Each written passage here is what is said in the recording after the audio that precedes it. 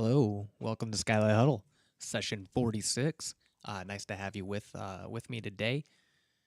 It's just me. We are gonna continue on messing with some chiptune stuff. I've been playing on the tracker again, and it sounds really good. I got some Sega Genesis sounds we're gonna explore and mess around with the Polyant's wavetable.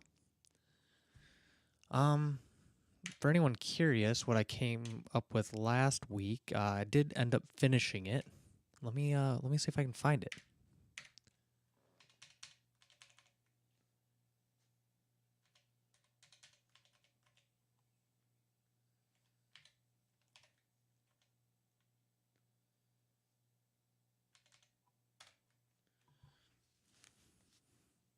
Takes a minute to load because it's loading off a flash drive and it's pretty large.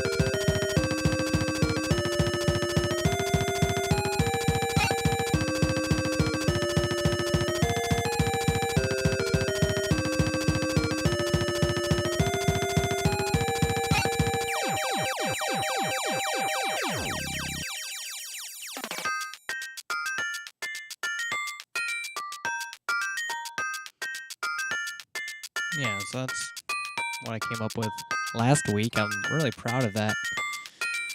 Off the tracker, the mix is awful. A little abrasive, actually. I actually take these songs and I send them out into Logic. You can render each channel in the Polyant tracker individually as WAV files. Load that into your favorite DAW and edit all the parameters for EQ and maybe some compression or some limiting or whatever you do. So yeah, just to continue on with that theme, I just wanted to mess around with some more chiptune stuff. I was riding a high on that last week. So let's do this. We're gonna use the same elements probably. Well, now that I say that, I've decided no. We're gonna use some different synths. So give me just a moment here to look for a few. And I need to figure out, I'm trying to think if this would be easy to do. Because I know I'm gonna have to tune these. Some of these samples I got are not, I don't believe are tuned. We're actually gonna okay, so I have a folder of samples that are not tuned, but I also have some samples I have tuned. So I'm gonna limit myself to those so I don't waste anyone's viewing time watching me annoyingly tune samples, because that's extremely obnoxious and boring to watch.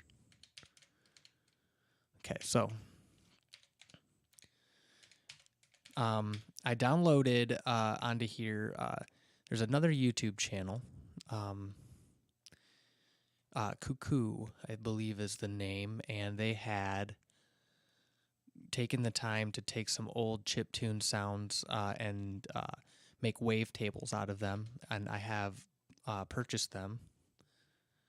And they have Sega Genesis sounds or Sega Master System. I think it was one of the two. I can't remember which. Mega Drive. Okay, the Sega Mega Drive. And they were turned, a lot of the chips, or sorry, a lot of the sounds from that were turned into wavetables. And the tracker can actually render playback wavetables if you set it up the proper way. There's one there. And what's cool about it is you can actually, play the wavetable, and then you can slide around the wavetable and hear all the different, like as if it was the chip. They would use, like, it's an FM synth. It's so hard to explain. In fact, the reason why it's hard to explain is because I don't entirely understand it yet. But they would use FM synthesis to create a lot of the sounds on the Mega Drive. FM synthesis is when you take like two frequencies and you run them into each other in such a way that it causes them to modulate. FM stands for frequency modulator or modulation. And so you would play one like wave, and you play another wave into it, and then it would create a harmonic between the two, and it would sound metallic in a way. So a lot of the features in this, you're going to hear a lot of metallic sounds. However, there's something we got to do in here before we can use it in an effective way. There's a wavetable smoother in here that will smooth out the sound and give us just a better quality of sound. Again, I don't understand all the science behind it. I know I get more slices of audio when I do this. More points for the wavetable to latch onto. That's about it. So now let's put that back in the wavetable in here. So I get a lot more windows, or a lot more positions, and I had 13 positions before, and now I got 255. Okay, so next thing I'm going to do is I'm going to tune that down.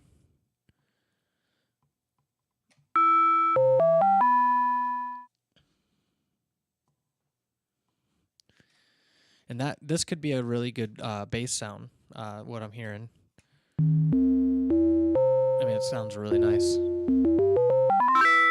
I'm going to put this song in A. You can actually set up the pads down here to be in A, so it's going to be what I do.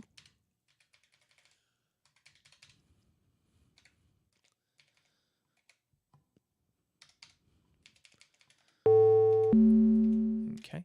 The other thing I want to do is I want to make it where it's more plucky, and you can do that with an ADSR that's in here.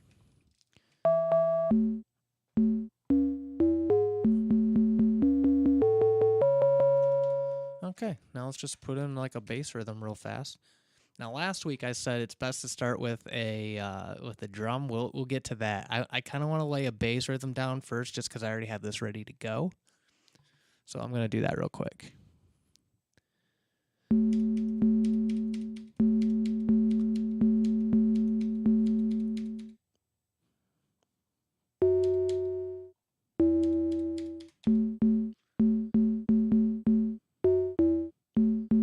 Yeah, okay. So that sounds cool. So again, I have my notebook here so I can keep track of things. My key, or my chords there was or my bass note, I should say, is A. And at the very end, I go to an F sharp minor and slide that to an E.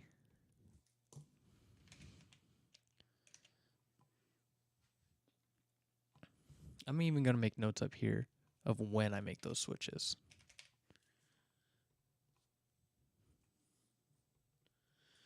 Everything in the tracker world, in terms of counting, operates off of hexadecimal. Hexadecimal, if you're unfamiliar with that, it's a way to count to 16 using two digits. I'm sorry, that's a little confusing. It's a way to get 255 digits using only 2 characters. So what I mean by that is when you count in hexadecimal, you count as you normally would up to 9. But when you get to 9, you're going to, instead of going to 10, you're going to go to 0A. So it'd be 01, 02, 03, 04, 05, 6, 07, 08, 09, 0A. That continues on to 0F, at which point the cycle goes back to the beginning, but it's going to start with a 1, and it'll be 1, 0, 1, 2, 1, 3, and so forth. You can get to 255, and the character that represents 255 in hexadecimal is FF. So when you're dealing with like a tracker that had limited space to put characters, it made sense to use hexadecimal because you could count higher and use less space, less characters. That was probably a really clunky way of explaining it, but again, it's I'm not knowledgeable enough to explain it simply. I'm pretty much learning this as I go and just sharing with you all where I am with it and what I understand. It'd be really cool to someday be able to teach this. Like, I'm so inspired by the whole tracker thing. And I have some music students. I'd love to be able to teach like some tracking things that I've learned to someone who's curious. So if there's anyone out there who wants to learn tracking and somehow sees this, and somehow I'm still teaching when you do see this, yeah, I'd be interested in showing you how it works. Again, I'm excited about how cool this is. And it's old technology, but it's like really new to me, and I'm having a lot of fun. Okay, let's get a drum set.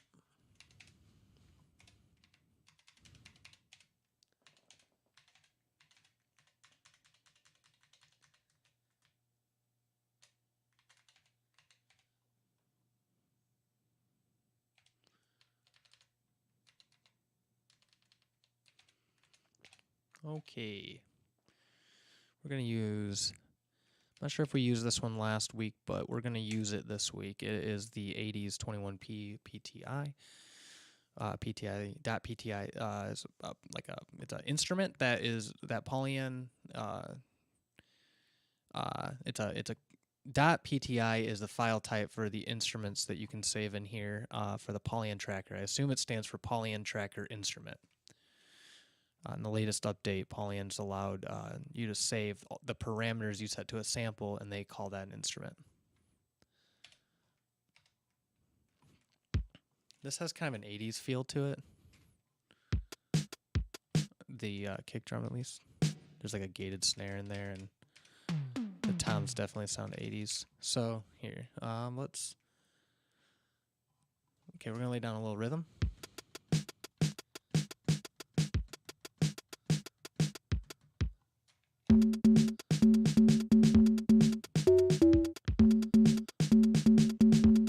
Do a little mixing here.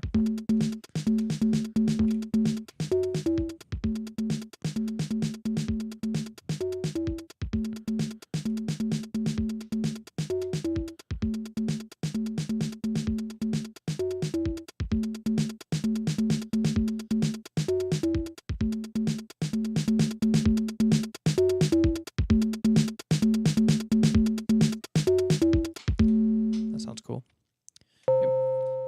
Maybe that will be like our first little intro.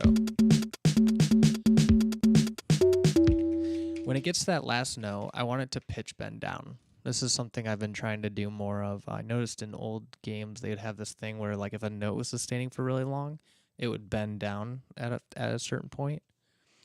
And I really like the way that sounds, so we're gonna do that. Let's see what this sounds like. A little bit.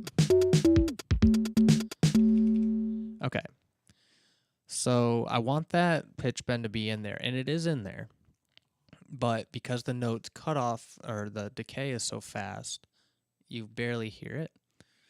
So I'm gonna go and I'm gonna copy this our first instrument or our first sample. I'm gonna make a copy of it. And this one's going to be like our sustain. So we'll have two basses now. We'll have one that's like a bass with sustain and one that's like a plucky bass. I like doing this technique, especially when you're trying to get like different feels like a bass player would have. Let's hear how it sounds. There it is. Okay, now that we got that, let's because I know I will forget. Let's name these. So the first one is our pluck bass.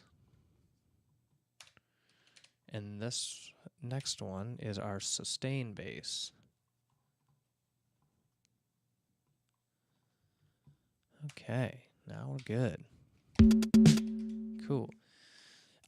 So this is going to be our first pattern. We're going to copy that, and we're going to copy it to our second one because I'm going to put a riser going into what will become like the melody.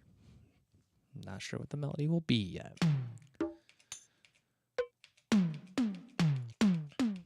Looking for something that'd be good for a riser sound. There was one. So we're going to just put a bunch of that sound there, and we're going to use the fill feature here. Hold on. I'm going to grab all those I just put in, and we are going to fill it with volume change. It's going to go from 4 to like 40. Let's see how that sounds. Yep, it's just a little bit there. And I'm actually going to, along with that, get rid of a little bit of the drum. Yeah, so it like cuts out. Cool. Okay. Now let's go on to pattern 3. So pattern 3 is also going to be like pattern 1. But we're going to add a melody to it. So let's find something for melody. Oops, I did not mean to add that. Hold up. Let's find something for melody. Okay, let's see here. What do we got? Of course, we're going to dive into that cuckoo folder again.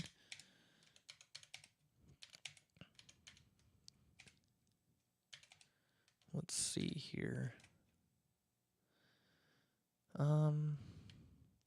There was, I think, FM20. This one was a good one. You don't want to hear it like that. Hold on. Get back down to wavetable. Let's do our little smoother. Apply that. Back to playback. Go down to wavetable.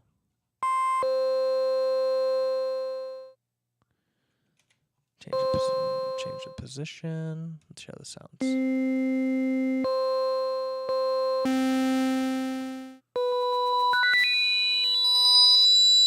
Ooh, it's a little rough. Ooh, I like that in there. Okay, whatever. That might be cool for a lead. We are going to make the sustain a little lower, bring up the decay. Okay, and bring it down 12 steps. That's really pretty. Okay, really cool. Okay, so let's say for our melody, we just go. We're gonna start this with the 7th.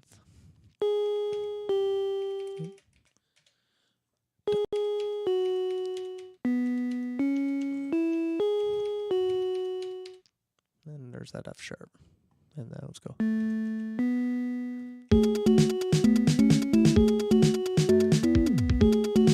That's cool. And of course,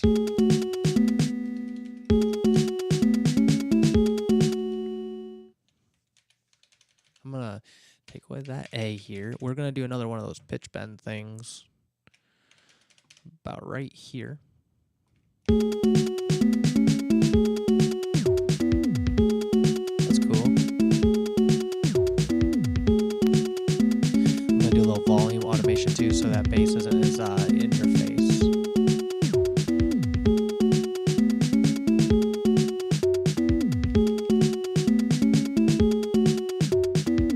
There we go. And I'm gonna get rid of the bass slide in the original sound there.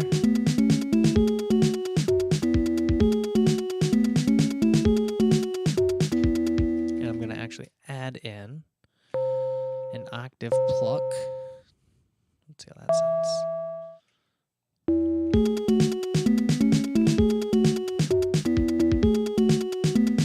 Double it up.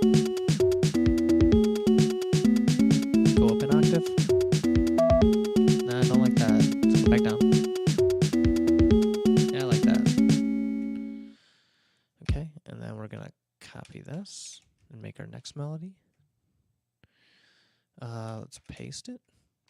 Now I want to go back a couple patterns because we're gonna make the melody that leads into that melody here, and it's gonna be like this. Let's say it's like.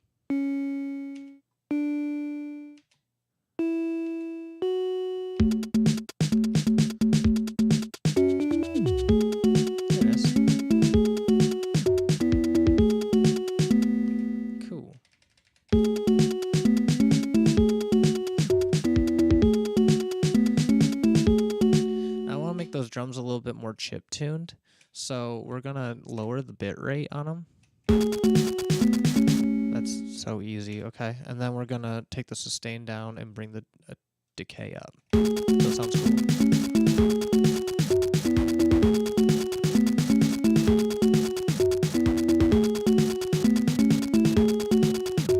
Bring that volume down a little bit. Bring the volume down on the lead. Back up.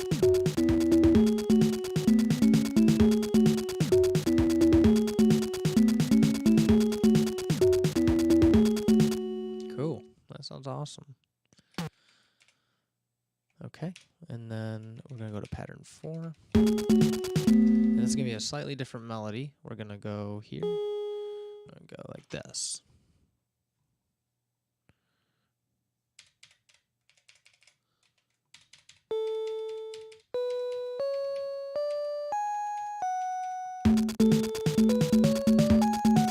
Not feeling it. Hold on.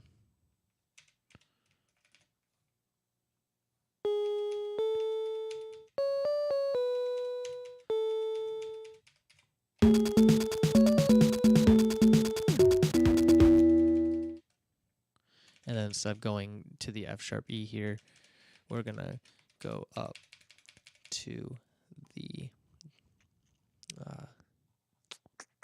let's go down to let's go to the C sharp.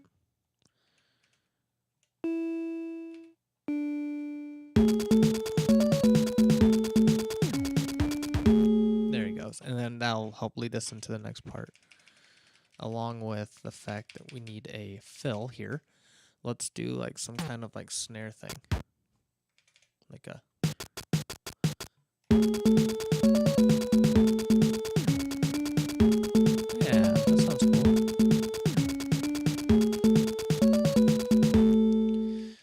I messed up.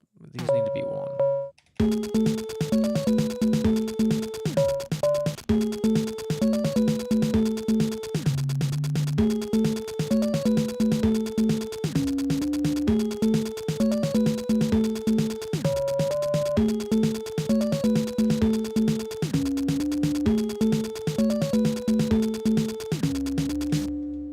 Cool. All right. Oh, man. I was sitting on my leg. That's not good. All right. So where do we want to go with it? The turnaround there was A, and then A, and then C sharp it was, and then E, D. 0, 0, 1, 8, and this was 1 C. And And that leads us into what, like some kind of build maybe? I don't know. I'm just making this up as I go. Let's hang on that D, and then we're going to go F sharp minor, and then we're going to go C sharp minor, and then we're going to go D again. Okay, let's try that part.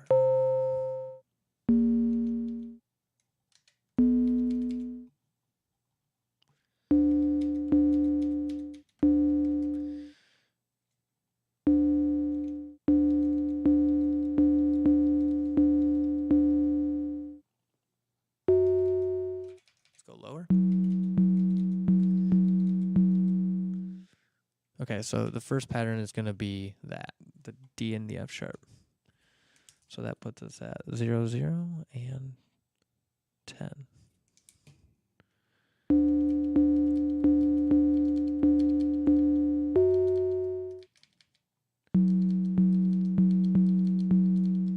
Okay, let's put down a beat.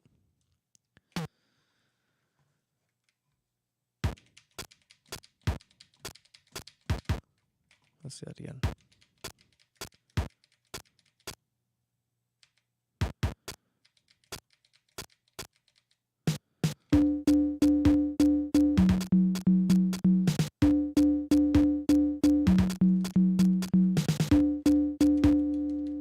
And then maybe on the offbeats, we'll do some kind of like anywhere we didn't put a note yet. Well, that sounds cool.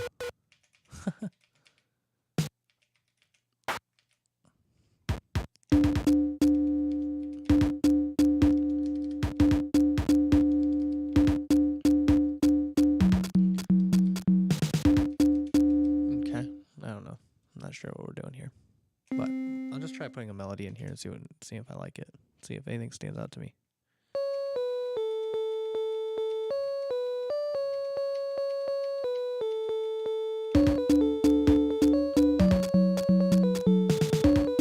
Yeah, okay, let's try some other melody though.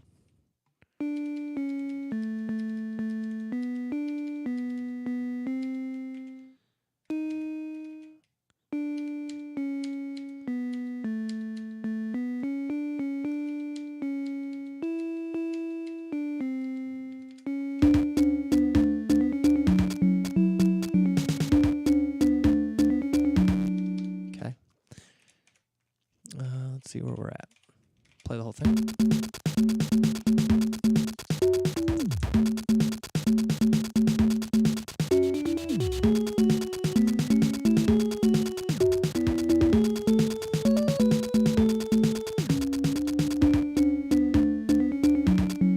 Need some kind of riser probably coming out of 4. But I do like how that was a short little thing back into 1. That was cool. I'm gonna go to 4 here.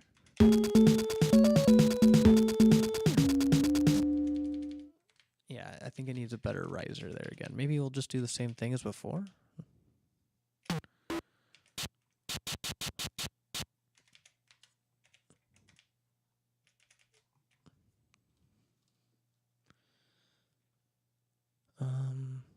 Volume, fill.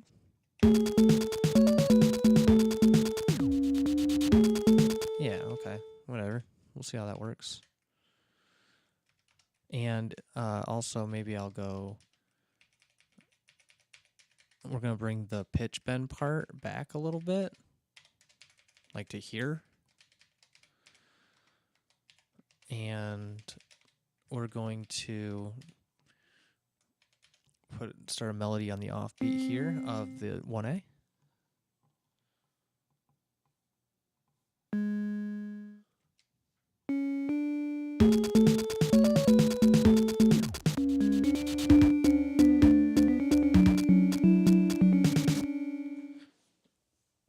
So so here's my thought. I was gonna go into this build where it went into D, F sharp minor, C sharp minor, D, but after I heard it go back into pattern 1, I feel like it's gonna go back to 1 for the first time around. Like that.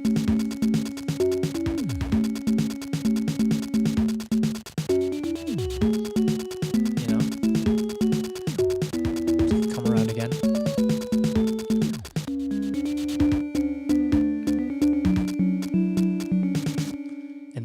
time it's going to go to 1 again, but this time we're going to copy 1 to the next pattern.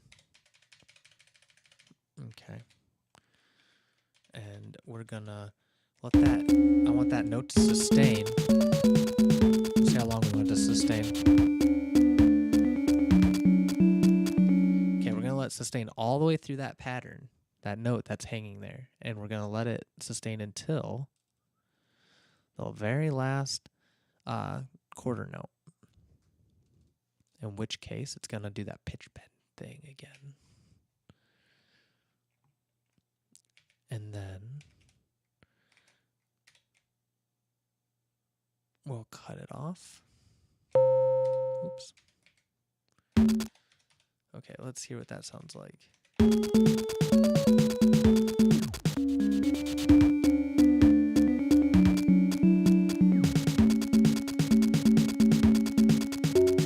again, going into pattern 6, it's going to do the same thing.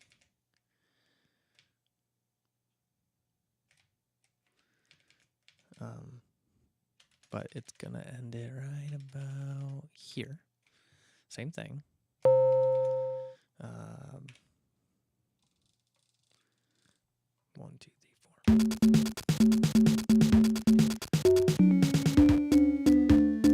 Okay, here we go.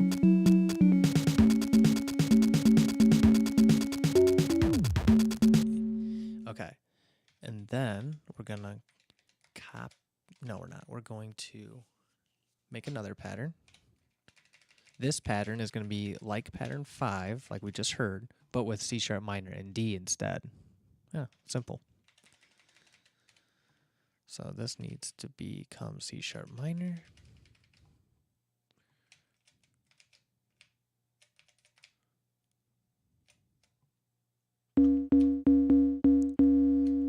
And then this needs to become D.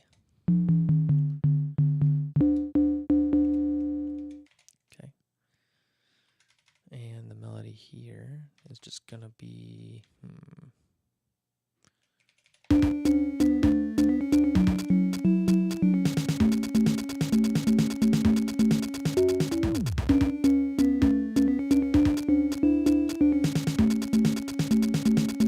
that's pretty cool. I just love that pitch bend effect where it's like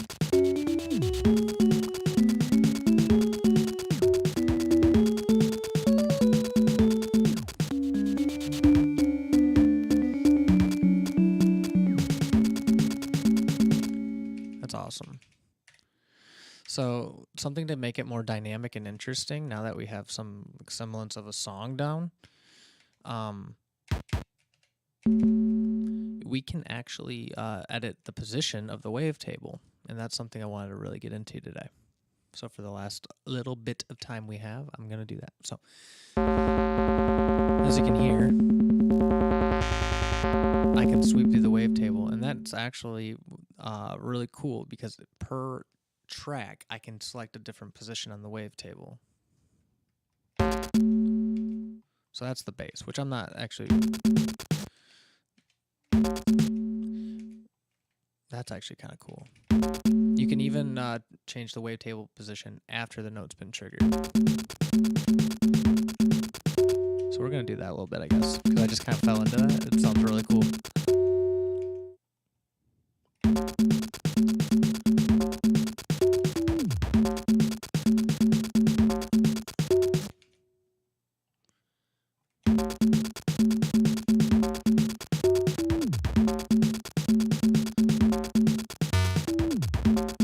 It's loud up there, doesn't it?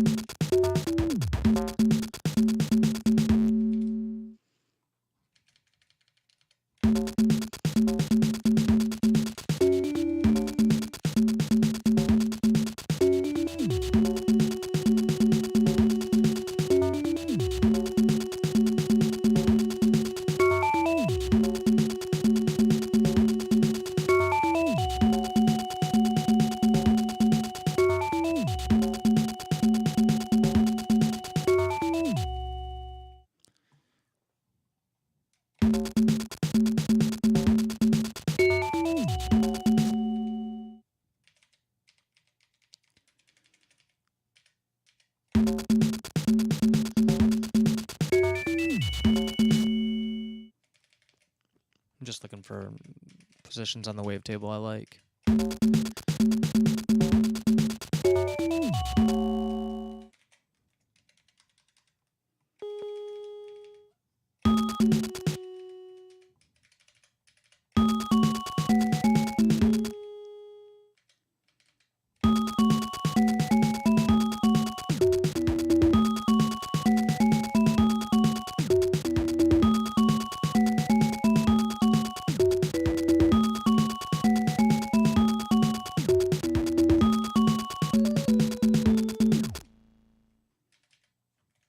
It's cool because it can be pretty dynamic then, like a lot of changes and stuff. I think that's pretty cool.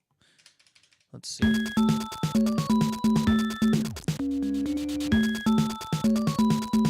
It's almost like it's a different instrument now, which is really interesting for the dynamic aspect of it.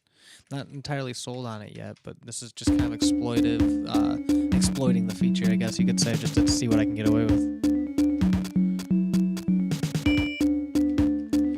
It definitely, like I've noticed with that wavetable, there's certain spots where it's very loud, you know, like up in the top part of the wavetable. And I don't know if that's intended. It does get loud when I'm looking at this wavetable, and I wonder if that's a symptom of doing the smoother. It does look a lot louder on here, so I'm actually, I hope this doesn't ruin it. Well, if it does, I guess we can always go back, but this might hurt. Hold on.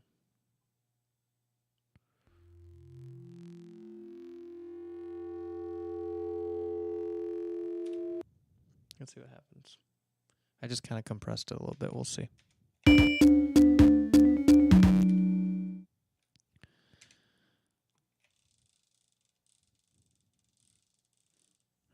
Might have ruined it, but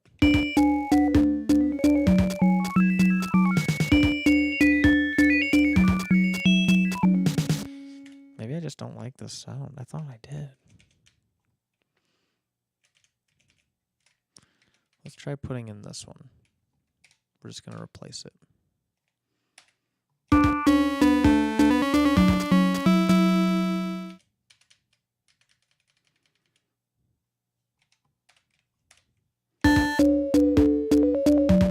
like the sound of that one.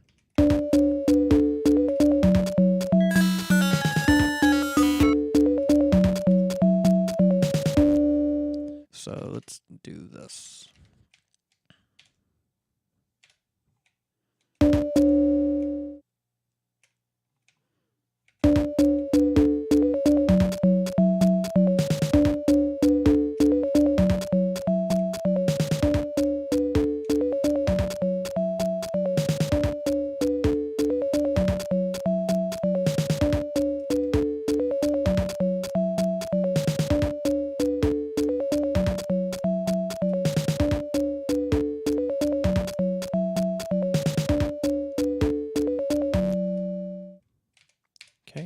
Still building up sounds. I'm adjusting things as I go too. I tend to, like, when I'm coming up with ideas, it's very hard to hit it right the first time. You gotta keep like working it and working the sounds until you find something you're comfortable with. And I very seldom ever go into a project thinking that it's gonna be something amazing.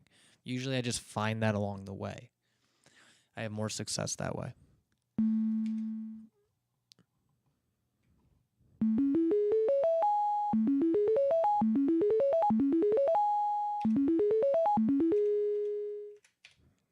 Let's soften up that attack.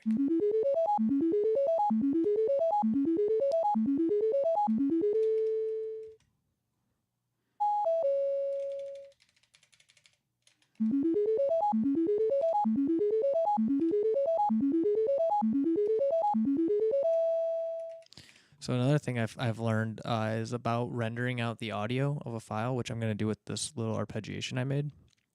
So the way it works is, at first I got to put in some, what do you call it? The low pass send here. So.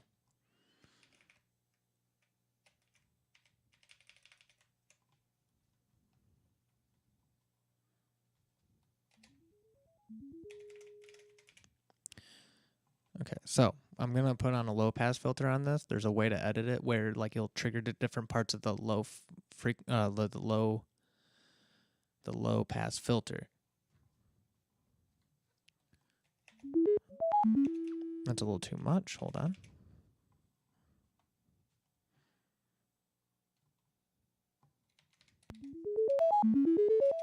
Okay, that sounds better.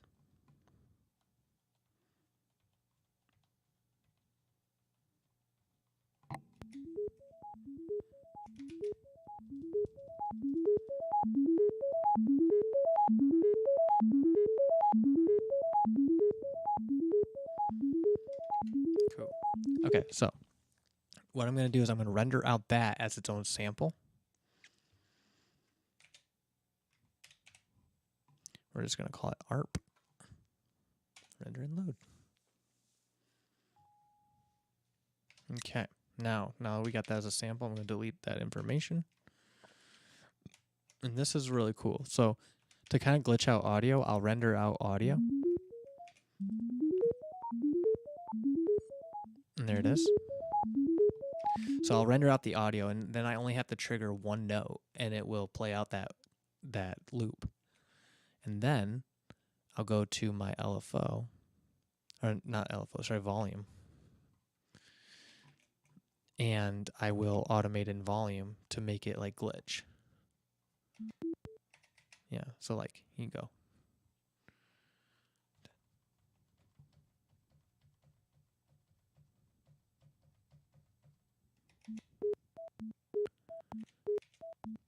And I also want to make it where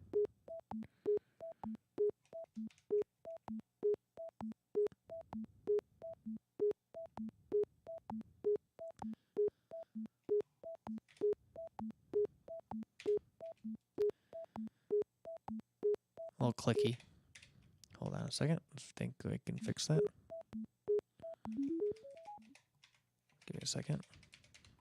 I think if I don't make the volume go completely to 0, it should be fine.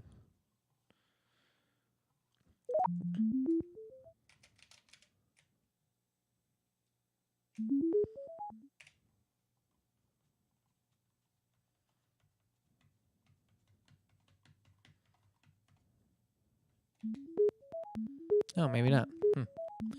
Well, that's a failed experiment. But point is, it's good to render audio because you can do like a lot more features with it. Like you can do low pass filters and stuff, which I'm going to try now. I'm going to see if that is any better. So let's see. This should be better because it won't cut out the volume. No, still the same.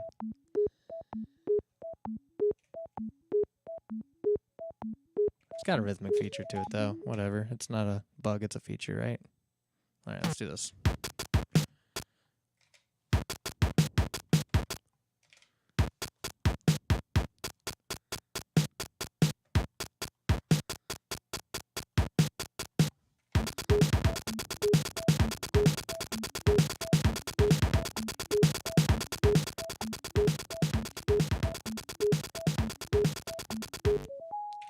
Okay, so I need to make another drum kit that's a little cleaner for this part.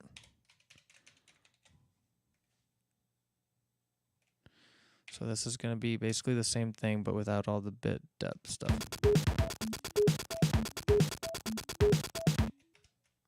And then we're going to select all that, go to channel 6.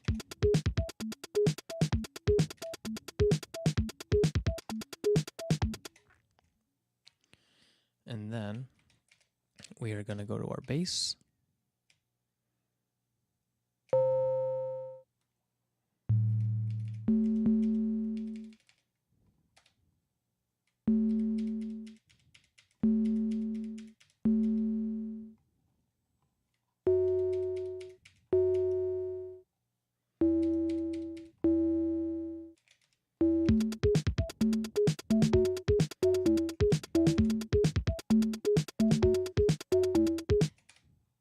See, and then you can see, like, as you build up these patterns, like, something will come to you, like, that sounds cooler to me than the first thing we worked on. So now it's like, I want to explore that sound.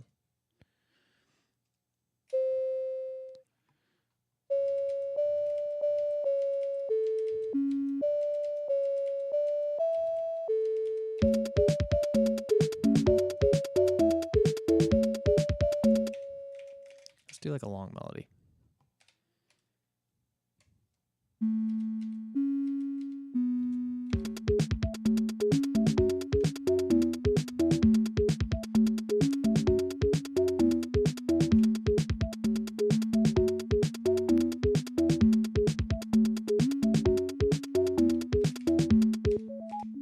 That's pretty. Let's paste that.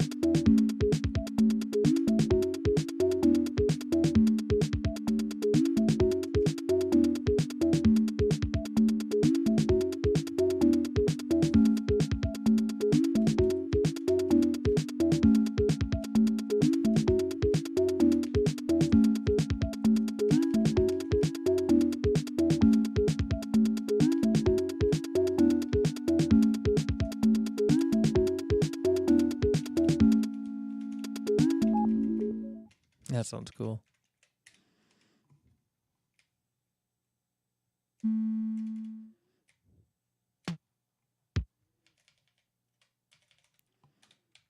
Now let's do like a club beat.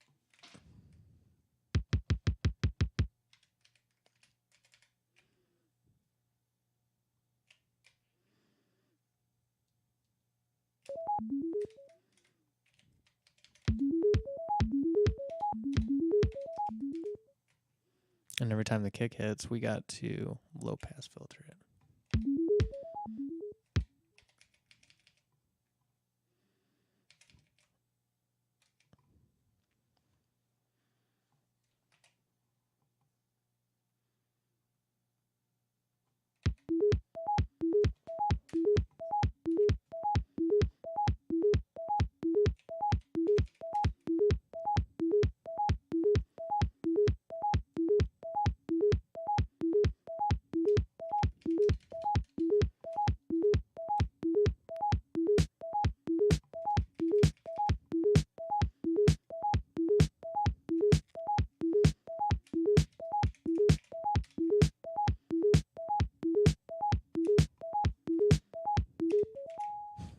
That's cool.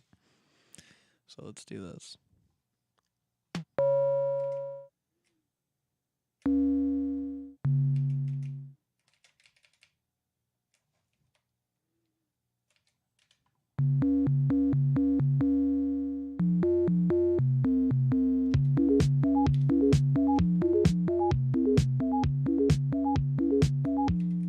Oh, why does that sound so weird?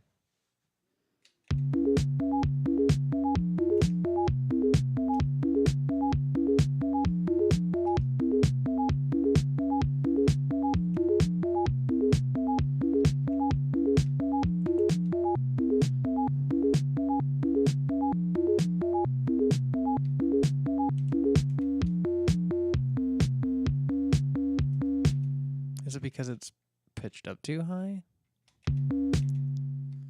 It sounds like out of key.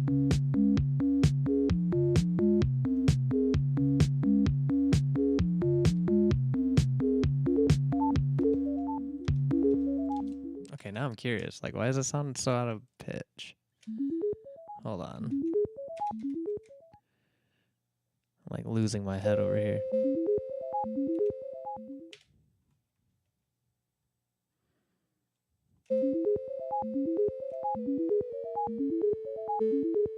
That's the right pitch, isn't it? Oh, wait, hold on.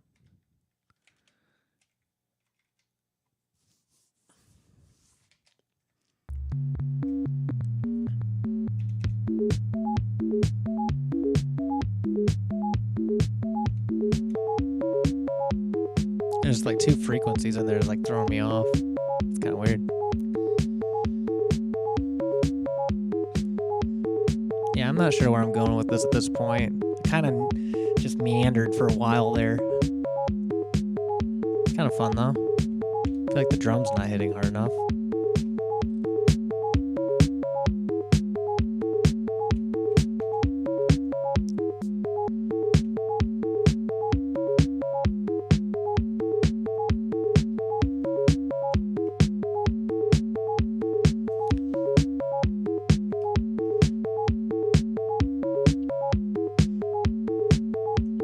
I want to hear the beginning again. Yeah, feeling less confident about this one, but that's okay. See, part of the whole entire process of writing is like failing a lot. If there's anything I can like share in terms of like my experience, it would be that I do a lot of stumbling around. As you can clearly see here today, I stumble quite a bit trying to figure this stuff out. I don't really have a method, but I think it's part of the creative part of it. You know, you explore until you find something that you really like and something that you enjoy, and you get these moments where you're able to create something you're really proud of. I think that going into something with the intention that you're going to write something really clever, really cool, it's not a good place to start. You should just start with like the exploration, the excitement of trying to discover something, and not try to have some kind of goal of like it being the best thing someone's ever heard. I think sometimes people, maybe it's perception of my own, but I think sometimes people take their music so seriously that they're not capable to create anymore, and I try to fight that in myself, I guess. So, but yeah, I guess if there's any kind of encouragement, it's just, you know, making music and it not sounding the way you want or being excited about it does not mean you failed, because you still had an experience in discovery. So, I don't know, take that how you will. But anyway, that's it for me today. Thank you for stopping by. I will see you all next week. Don't forget to check out Vibe Unit this Sunday. John and my stream. We had a pretty fun session last week. I got to mix, and I thought that was a lot of fun. I liked sitting behind the mix board. I did play a little bass, but I'm trying to learn how to run the mix board better, because it's an analog board. And unfortunately, we won't be using it for much longer, but I'm really enjoying like learning on it and just trying to figure out like how it works, because I haven't had a lot of opportunity to be behind a mix board. And mixing is like an instrument, you know, when the guy behind the mix board is just as important of a musician as anyone else in the band. It can be a thankless job, and I think sometimes we take it for granted, myself included. I forget sometimes that, you know, you're a musician if you're behind the board mixing the audio. You got to have some sensibilities to audio and stuff.